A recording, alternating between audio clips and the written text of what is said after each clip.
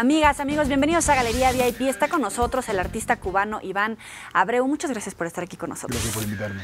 Es súper interesante tu propuesta, dibujo, fotografía, varias dinámicas, pero que tienen que ver con la tecnología. Cuéntanos un poquito. Sí, mira, a mí yo soy artista contemporáneo, pero también soy programador. Y de hecho, estudiaste. Estudié, sí, programación, ¿no? Y además mi formación inicial es de diseño, de manera que si tú agarras esas tres cosas, o sea, diseño, tecnología, programación y arte, y las pones en un solo, digamos, en un solo paquete, son como las estrategias que uso para producir el tipo de obra que hago, ¿no? Y me interesa más que nada porque para mí es muy importante entender qué es hacer arte hoy, ¿no? O sea, por qué las posibilidades contemporáneas en términos de redes, tecnología, medios, permiten pensar la estética del arte de otra forma, ¿no? Entonces en mis proyectos... ¿Es diferente lo contemporáneo a lo contemporáneo mezclado con la tecnología? Definitivamente sí hay una escena de arte contemporáneo que tiene más que ver, que es una escena que trabaja más arte conceptual o cuestiones más que instalaciones, el espacio. Y hay una escena que es, digamos, van un poco paralelas y a veces mezcladas, ¿no? Que es la escena del media art o del arte electrónico, ¿no? O del arte contemporáneo con tecnología, que utiliza más cuestiones como internet o como videos interactivos o cuestiones como arquitectura con proyectos que responden, ¿no? A las reacciones del público. ¿Esta corriente dónde nació? ¿Dónde es su punto fuerte? Mira, la verdad es que la arte y tecnología han venido de la mano ya hace unos 60, 70 años, ¿no? O sea, nada más que ahora se ha puesto de moda, si quieres, ¿no? Y es un poco mainstream. Pero, digo, desde el videoarte de los años 60, ¿no? Ya venían muchos artistas curiosos de qué puedes hacer con nuevos dispositivos, nuevas cámaras, el video, la programación, ¿no? Y bueno, ahora está como en su momento más maduro, ¿no? Hay escenas en todo el mundo. La escena mexicana es muy fuerte, ¿no? Hay muchos artistas muy protagónicos a nivel internacional. Y bueno, en ellos podemos ver el trabajo de cruce de disciplinas entre arte y no solo tecnología, sino arte y ciencias, arte y biología o arte y matemáticas, ¿no? Es muy interesante porque aborda otras disciplinas, pero desde la emoción, digamos, desde el arte, ¿no? Ahora, no sé si valga la pregunta, hace poquito le preguntábamos a otro artista la diferencia entre el videoarte y un cortometraje. ¿Cuál es? Decía que es una línea muy delgadita. A lo mejor tú en tu vida académica nos lo puedes explicar. Pues mira, la verdad es que el videoarte se toma libertades que no, digamos, que tienen más que ver con producir desde el video una situación afectiva o emocional donde digamos que no produce narrativa o no hay un inicio y un fin, ¿no? Es como la pantalla como espacio para expresarse, sin tener las condiciones que podría tener un largo o un cortometraje o una pequeña novela, ¿no? Entonces es el espacio de la pantalla. De hecho hay muchas, en inglés le dicen proyectos screen-based, como basados en pantalla, ¿no? Para pensar el espacio audiovisual desde otro lugar, no de un lugar narrativo, digamos, ¿no? Sí. Ahora, estuviste en Taiwán con una exposición que terminó apenas en octubre pasado. Sí. Cuéntanos. Sí, mira, ese es un proyecto que empezó en Juárez, Juárez y El Paso. Es un proyecto que hice en la frontera, viendo otro punto de vista acerca de la situación política, ¿no? Y tenía que ver con unos juegos que me inventé que se hicieron atravesando la malla fronteriza, donde no había ganador ni perdedor. O sea, la única manera de ganar ese juego era colaborar con el enemigo, digamos. Y era un punto de vista que tenía que ver más con lo que pedía la ciudadanía, que era que se pusieran de acuerdo los poderes para acabar con la situación crítica en los espacios públicos, ¿no? Que las familias puedan volver a salir con sus hijos a los parques, ¿no? Sin la búsqueda de culpables, como la lógica, digamos, predominante, ¿no? Y ese proyecto después empezó a tener resonancia en otros lugares y ha sido solicitado fuera de México, aunque digamos que la semilla se plantó primero en la frontera. Y bueno, en Taiwán me lo pidieron para el Museo de Bellas Artes, ¿no? Y ahí lo que hicimos fue extender el proyecto a internet, de manera que el público que participaba en el museo era visto por el público en línea y el público en línea veía al público del museo, de manera que el espacio del museo se escalaba a nivel global, digamos. Era un proyecto bastante complejo porque implicaba conexión ¿no? Entre la instalación de participación, donde la gente jugaba con este nivel. Es un juego donde dos personas agarran un nivel similar al que usa un carpintero para nivelar. Ajá. Y metafóricamente invita a las personas a ponerse a la misma altura y solo lo logras si colaboras, ¿no? Eso en el contexto político de la frontera tenía un significado y ahora extendiéndolo... ¿Puede ser igual en cualquier frontera? ¿O es particularmente...? Puede ser en cualquier frontera, sin embargo, fue un proyecto que hice en el 2007 y que cuando lo vio una curadora del Rubin Center, del Paso, Texas, Ese es el Cross Coordinates. Ajá. Le pareció que era muy significativo en la diferencia que existe entre Juárez y El Paso. O sea, la crisis de Juárez ha hecho que El Paso cada vez sea más próspero y eso implica un tema de diferencia de nivel que era interesante señalar en esa parte de la frontera, ¿no? Fue difícil encontrar dónde hacerlo porque la frontera ya ves que cada vez la hacen más alta y más ancha. Y tuvimos que encontrar un lugar donde todavía es una malla, como la de, ¿no? Donde tú todavía puedes pararte. Y que es curioso porque es un lugar donde no lo han cambiado porque al dividirlo se hacía una misa, históricamente, donde todavía se reúnen familias de México y de Estados Unidos con el pastor en ese lugar. Y las autoridades han preferido no tocar esa parte de la frontera respetando esa dinámica comunitaria, ¿no? De ese pueblito que quedó partido, ¿no? Cuando pusieron la... Entonces aprovechamos esa coyuntura para hacer las acciones con este nivel y bueno, el proyecto después ha agarrado su propia historia, o sea, fue premio en Ars Electrónica en Austria y ha estado moviéndose porque tiene una capacidad se puede interpretar en muchos lugares de muchas formas diferentes, ¿no? ¿Hay muros que por más altos o fuertes se doblegan ante la voluntad de dos naciones o dos personas? Pues la verdad es que las ciudades fronterizas son ciudades que ellas en sí forman un pequeño país. O sea, personas que trabajan de un lado en el otro, las dinámicas comerciales, las familias divididas. De manera que es muy difícil producir esa barrera en las ciudades fronterizas. Y el proyecto expresa muy bien esa idea, ¿no? También tuviste Tornado de múltiples vórtices. Es un proyecto un poco más lúdico, es un proyecto donde yo recibí un financiamiento de la Fundación Cintas en Estados Unidos para investigar el libro como objeto escultórico. Y lo que hice fue utilizar este aire que produces cuando ojeas un libro para producir una consecuencia que puede ser sonora o visual, ¿no? En el caso de Berlín, lo que hicimos fue, con ese mínimo aire, es como el efecto mariposa, digamos, ¿no? Del libro, producir un tornado, una situación climática catastrófica en sala, ¿no? A nivel sonoro, con un sistema de 8 canales de audio. Y cuando tú ojeabas el libro, en la medida que ibas produciendo ese mínimo aire que produces, se iba produciendo un tornado que hacía girar el aire a nivel sonoro, obviamente, ¿no? Y lo interesante de ese proyecto es que es un proyecto que no ficciona, digamos, el aire es real, es el aire que tú produces, es un proyecto que me inventé un atril que tiene un sensor de aire, de viento, y a partir de esa situación se detona pues una situación climática, desde el gesto discreto y mínimo de hojear un libro, ¿no? ¿Y varía de acuerdo al peso de la hoja, el material? Sí, de hecho eran 2 atriles, por eso se llama de 2 vórtices, ¿no? Uno era con papel bíblico, un papel muy finito y producía una consecuencia climática, digamos, más leve, y el otro era con papel de gramaje mayor, de manera que los 2 personas en la galería podían ir produciendo una situación diferente en función del libro que hojeaban, ¿no? Sí. ¿Y ese cómo te lo imaginaste? Pues la verdad es que a mí me gusta pensar los objetos para lo que no fueron pensados. Es un ejercicio creativo que hago todo el tiempo, ¿no? O sea, me das esta copia y empiezo a pensar cómo podríamos verla o cómo podríamos usarla para lo que no fue pensado originalmente, ¿no? Y eso se vuelve una especie de vicio creativo, de estar observando y tratando de producir fisuras en lo que la gente cree sobre las cosas, cambiar la experiencia Y bueno, pues el proyecto del libro empieza por esa pulsión o esa inquietud, ¿no? Y así surgen, de hecho surgen varios proyectos con la misma idea. En la Vasconcelos puse un libro negro vacío que hacía ondear la bandera de México en un año que era un poco crítico para todos nosotros, ¿no? Y había una manera muy leve de inducir una interpretación política del proyecto, ¿no?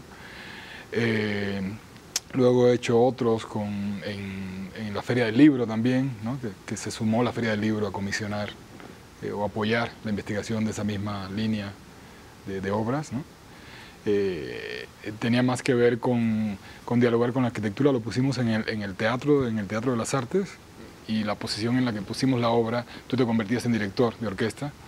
Entonces aproveché la arquitectura para introducir el significado de jerarquía de un director que toca con sus libros, ¿no? Y bueno, pues la verdad es que tiene que ver más que nada con un vicio, el vicio de poder observar el mundo de otra forma y comunicar esta experiencia a los demás, ¿no? ¿Cómo ha cambiado tu percepción del mundo en Cuba, en México y la visión hacia Estados Unidos? Ahora vives en México. Ahora vivo en México, sí. La verdad es que yo salí de Cuba por razones sociopolíticas, si quieres, ¿no? O sea, era un sistema que me sentía como un poco asfixiado. ¿Ya ejercías como artista allá? No, curiosamente yo salí como diseñador. O sea, mi profesión, yo soy licenciado en diseño, digamos. Y es en México donde descubro una escena con la que me identifico. La verdad es que el por qué uno hace lo que hace son coyunturas que no puedes imaginar ni puedes anticipar a los 20 y tantos años, ¿sabes? O sea, de momento me vi haciendo unos ejercicios creativos de autor como diseñador, que no pensaba que podían convertirse en obra, y empezaron a producir curiosidad en curadores, que al ver eso me decían, me interesa eso que estás haciendo, y quizás esas solicitudes empezaron a conducir mi vida por otro lado, ¿sabes? Y del diseño terminé en arte contemporáneo sin haberlo previsto en un inicio, ¿no? Y fue en México donde me uní a una escena que ya vi que era muy robusta, ¿no? La verdad es que la escena mexicana de arte contemporáneo y de media art es grande y fuerte, ¿no? Y ellos me adoptaron, y a mí me encantó estar ahí, empecé a crecer y dio una carrera como artista de más de 8 años, ¿no? ¿En Cuba qué hacías? ¿Cómo fue tu niñez, juventud? Eso lo tengo medio bloqueado, pero... Nada, mi niñez fue... son cosas que creo que son poco familiares para el público mexicano. En la secundaria hay un proyecto, el gobierno cubano tiene un proyecto de adoctrinar los chicos para que tengan más influencia del gobierno que de la familia por cuestiones ideológicas. Entonces, casi todos los niños nos mandan a unas escuelas que son en los campos, ¿no? Donde tú solamente ves a tus padres el fin de semana, ¿no? Y es una especie de internado, dicho en el buen sentido de la palabra, ¿no? Y bueno, pues eso eran experiencias desde mi punto de vista muy fuertes, ¿no? Para mí haber vivido en Cuba era como un ensayo para mi vida posterior, pero nunca me imaginaba que así deberían ser las cosas, ¿sabes? Como que era un ensayo para la vida, pero cuando migro, en mi interior decía, bueno, es esto, así deben ser las cosas, ¿no? Yo sé que hay mucha gente que es muy simpatizante de Cuba y que tiene otra percepción, pero es muy difícil la percepción de haber crecido allá, ¿no? ¿Te daba chance de imaginarte a ser un artista contemporáneo, explotar toda esta creatividad y llegar hasta Pues donde mira, has la llegado? verdad es que probablemente a quien mejor le va en Cuba es a los artistas. Los que más padecen son los médicos, los ingenieros, o sea, otras profesiones que están mucho más controladas. Creo que la escena del arte en Cuba es de las más fuertes. Sí. Y a lo mejor no hubiera cambiado mucho producir arte aquí o producir en Cuba. Creo que estás más o menos en igualdad de condiciones. Y La Habana y bueno, Cuba es un aparador de visibilidad bastante fuerte para los artistas. Hay una escena de arte contemporáneo fuertísima también allá, ¿no? Pero de todas maneras, yo la verdad es que bueno, en ese momento no hacía arte y mi vida, o sea, la vida que me gusta es la vida que comenzó después de Cuba, definitivamente. Iván, ¿no? muchas gracias por compartir estas experiencias. Vamos a hacer una pequeña pausa y ahorita regresamos con ustedes. No le cambien.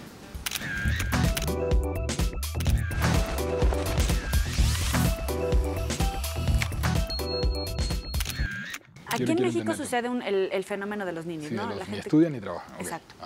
Este tipo de personas, cuando llegan al mundo del arte, de la producción artística, ¿es mucho más grande el esfuerzo que tienen que hacer por salir de esta situación o es exactamente lo mismo en cualquier área? La verdad es que, mira, cuando empiezas a meterte en esto te das cuenta que es un trabajo tan arduo como ser neurocirujano, aunque parezca una exageración. ¿Okay?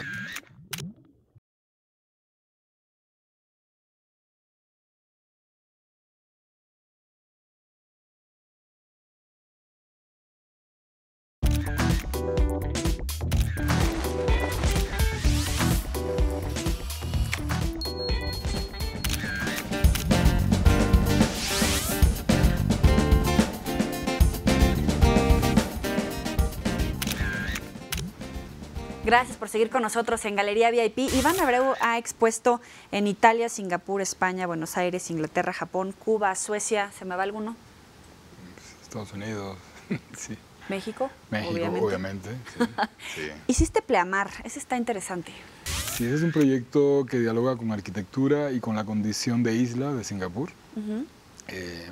Pleamar es marea alta y lo que hice fue unas boyas que puse en el mar entre Singapur y Malasia hasta que se le marcaron por las líneas de flotación, ¿no? Y luego cuando las llevamos a la galería estaban sincronizadas con la marea, de manera que si tú ibas a las 7 de la noche estaban a una altura, si ibas a las 10 de la mañana a otra, ¿no? El mar oscila, la marea oscila como 2 metros, más o menos en el día. Ojo, la marea no es el oleaje, o sea, la marea es la capacidad del mar de subir o bajar en función de la luna, ¿no? Y de la posición de la Tierra, ¿no? Y ¿todo eso ya lo sabías o te fuiste metiendo en la investigación?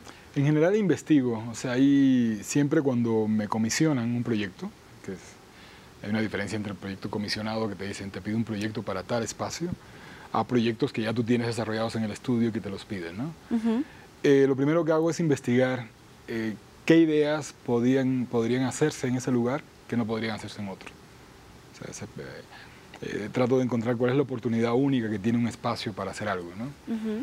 Y en ese caso, pues, me interesó mucho la cuestión de la marea, la condición de isla y la propia arquitectura de este lugar en Singapur, que el propio edificio, el jardín empieza y va subiendo hacia la azotea de manera que parece que surge como de la tierra, ¿no?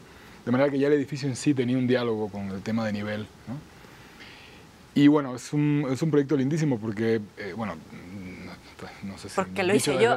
Dicho desde el autor es un poco, pero propone una temporalidad que es muy rara, porque es una temporalidad de 24 horas. Sí. Y como esto es una escuela de arte, yo tenía una población en esta escuela de arte que estaba ahí todo el día pasando, que podían disfrutar la temporalidad de la pieza.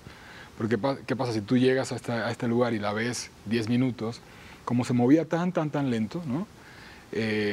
Bueno, tú podrías tener feo, se está moviendo, pero no lo estás pudiendo percibir, es como tratar de ver las manecillas de un reloj, ¿no? Pero como era una población que estaba circulando por el lugar todo el tiempo, pues en la noche pues estaba de una forma, en la mañana de otra, ¿no? Y creo que era una oportunidad de producir un proyecto con una temporalidad tan larga en una escuela, en un lugar así, ¿no? Donde tienes un público que está circulando y circulando por la pieza todo el tiempo, ¿no? ¿Y el de Final Abierto 2009? Final Abierto, si te investigaste proyectos muy... Ese es el de los tornamesas, ¿verdad? Ajá, el de los viniles. Los vinilos, ok. Ese es un proyecto que hice un cronómetro gigante con 5 tornamesas que diseñamos en el estudio y cortamos los vinilos como si fueran agujas de reloj, de manera que era una forma de escuchar el tiempo puro, digamos, ¿no? Escuchaba centésimas de segundos, y utilizaba nada más la parte final del disco. Hay una parte que se llama como cera muerta o dead wax. Cuando tú pones ahí la aguja, suena shk, shk, cuando ya se acaba el... Entonces escuchabas eso, pero lo escuchabas a velocidad de centésimas, segundos, minutos, horas y días, ¿no? Entonces es un proyecto que juega con la idea de tiempo, ¿no? Desde la intervención o el diseño de tornamesas, que son relojes, a final de cuentas, ¿no? ¿Cómo es tus recuerdos musicales? O sea, si tuvieras que decir, con estas rolas recuerdo tal momento, ¿cuáles serían y qué? Recuerdos musicales. Pues mira, yo recuerdo cuando escuchar rock progresivo tipo Led Zeppelin y esas cosas era ser resistencia en Cuba, porque había una lectura política del rock en inglés. Y lo políticamente correcto era escuchar salsa y son, que es muy lindo y me encanta, ¿no? ¿Bailas? Sí, claro. Ay, tu cara, claro, y muy bien. No, sí. No. Sí, bailo. Pero bueno, al margen de que bailara, ¿no? Creo que la música que más me marcó en esa época tenía que ver con música que me llegaba de Inglaterra, ¿no? Y que tenía que ver casi con una postura política, ya sabes, que era escuchar eso, era como no escuchar lo que me pedían que escuchara, ¿no? Y ya cuando sales, pues te vuelves, te reconcilias, digamos, con tu música, ¿no? Pero en ese momento era música que me marcaba muchísimo, ¿no? Cuando llegaste a Estados Unidos y todo esto, ¿cómo fue esta sensación de conocer, reconocer, etcétera? Pues la verdad es que depende, Estados Unidos es muy grande y depende del lugar a donde llegues, ¿no? O sea, no es lo mismo llegar a Nueva York que llegar a Miami, que es como llegar a La Habana chiquita, ¿no? Y la verdad es que cuando llegas, por ejemplo, a un lugar como Miami es como estar en Cuba, ¿no? Pero con recursos, ¿no? No cambia mucho y produce muchos déjà vus y te encuentras con los amigos y la familia, ¿no? Después de 20 años, ¿no? En algunos casos. Pues nada, la verdad es que la relación entre Cuba y Estados Unidos es una relación de amor-odio, donde es un país muy presente, ¿no? Y por razones políticas y por la misma historia, ¿no? De ambos países. Y a mí la verdad es que me gusta México, me gusta mucho. O sea, es como un lugar neutro, donde no tienes que tomar partidos, ¿sabes? Porque especialmente, ¿no? Pues en Miami es complicado porque tienes que todo el tiempo tomar posiciones que nunca terminas de despojarte de ese lado oscuro del que venimos, ¿no? Y en México es muy cómodo en ese sentido porque no se habla tanto de política cubana específicamente. Hablamos de nuestra política y de México, pero bueno, eso es otro caso, ¿no? Ahora, otra de tus caras como artista, fuiste promotor y director, así como curador del Festival Internacional Transitio-MX y fundador y director de medios y tecnología en el Centro de Diseño, Cine y Televisión, tutor dictaminador del Fondo Nacional para la Cultura y las Artes. ¿Esto cómo cambia tu visión como artista? O sea, cuando tienes tu primera aproximación y dices, quiero hacer una exposición, quiero comenzar a producir este tipo de arte, cuando llegas a este tipo de cargos, ¿cómo va cambiando esta visión? Pues mira, depende de... Yo soy de los que cree que las escenas ayudan al individuo, digamos. O sea, que un solo mexicano sea bueno en el exterior es una casualidad. Que 200 sean buenos es que hay una escena y produce más interés del mainstream en la escena local, ¿no? De manera que para mí es muy importante promover estas cuestiones comunitarias, ¿no? Y hay que saber hacerlo con responsabilidad también. O sea, cuando tú eres tutor de FONCA, pues tienes que saber que estás distribuyendo fondos públicos y que tienes que hacerlo con esa conciencia, ¿no? O sea, no puedes o distribuirlos todos en un estado o tienes que correr riesgos con algunos artistas más emergentes, con otros que son más garantía porque son de media carrera o ya un poco más, ¿no? A mí el tema de la formación también me interesa muchísimo, ¿sabes? Como creo que irradiar y generar pequeñas comunidades que los jóvenes también vayan, ¿no? Entendiendo como todas estas nuevas maneras, ¿no? de aproximarse a la estética y al arte. Porque los chicos ya cuando deciden volverse conocedores, ¿no? Ya empiezan muy tarde, a diferencia de otros países que están como fomentando esto desde edades muy tempranas, ¿no? Entonces ahí estamos un poquito en desventaja, ¿no? Porque los chicos empiezan su expertise empieza más en la universidad, ¿no? Y luego, bueno, pues el que ya tiene talento tiene... Creo que el temas de conciencia, de trabajo en grupo, ¿sabes? Hay mucho individualismo luego, ¿no? Hay muchos chicos que no entienden que a veces el apoyar se convierte en un beneficio, ya sabes. Y más, por ejemplo, en la escena de arte electrónico, donde son producciones complejas, que tienes que saber de mecánica, de electrónica, de programación web. Son trabajos muy en equipo, que no es difícil que lo hagas tú solo. O sea, en mi estudio yo tengo 2 diseñadores industriales, 2 diseñadores gráficos, una historiadora del arte, y es un trabajo más como un despacho de arquitectura, a pesar de que es arte, y es un laboratorio de ideas, ¿no? Todos ellos influyen en lo que terminas tú viendo, en el tornado, en sala. O sea, el diseño industrial, ahí están las manos y la cabeza de 2 chicos, ¿no? En cómo enunciamos, cómo escribimos los textos, pues ahí está una persona de humanidades, ¿no? Y creo que eso es algo que hay que empezar a fomentar, ¿ya sabes? O sea, como más la conciencia de crecer en grupo es mejor que crecer solo, ¿sabes? Aquí en México sucede el fenómeno de los niños, sí, ¿no? La gente ni estudian ni trabajan. Exacto. Okay. Este tipo de personas, cuando llegan al mundo del arte, de la producción artística, ¿es mucho más grande el esfuerzo que tienen que hacer por salir de esta situación o es exactamente lo mismo en cualquier área? La verdad es que, mira, cuando empiezas a meterte en esto te das cuenta que es un trabajo tan arduo como ser neurocirujano, aunque parezca una exageración. ¿Okay? La cantidad de estructura que tienes que tener para producir bien, o sea, obra y con estándares internacionales los más altos, ¿no? Implica un trabajo de planeación, de creatividad, de equipo, ¿no? Y hay un momento en que se vuelve incluso hasta poco divertido, ¿sabes? Porque estás trabajando, coordinando, ¿no? Estás... digo, el caso específico de los que ni estudian ni trabajan y cómo se aproximan a esto, no sabría exactamente cómo ellos podrían... En general son chicos que vienen de muchas carreras, ¿no? No solo de carreras de humanidades. O sea, te encuentras así chicos que vienen de ciencias de la computación en la UNAM, que vienen de carreras de arquitectura, ¿no? Y que terminan encontrando de que la lógica de la pura rentabilidad, de la eficiencia, como la entienden el resto de las profesiones, no les es cómoda. Entonces, el arte es un lugar con mucha más libertad para explorar tu creatividad sin ese tipo de requerimientos, digamos, ¿no?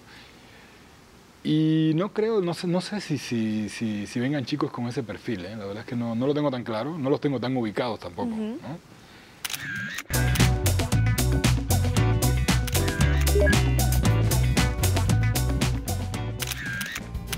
Si te digo gula, ¿en qué piensas? Si me dices gula, ¿en qué pienso? En flan. ¿Lujuria? Me la reservo. Pereza. Hasta te pusiste rojo. Pereza. ¿Lectura? ¿Soberbia? Ideas. ¿Avaricia? Hacer lo que más me gusta. ¿Envidia? Si nadie te envidia algo, estás haciendo mal. ¿Ira?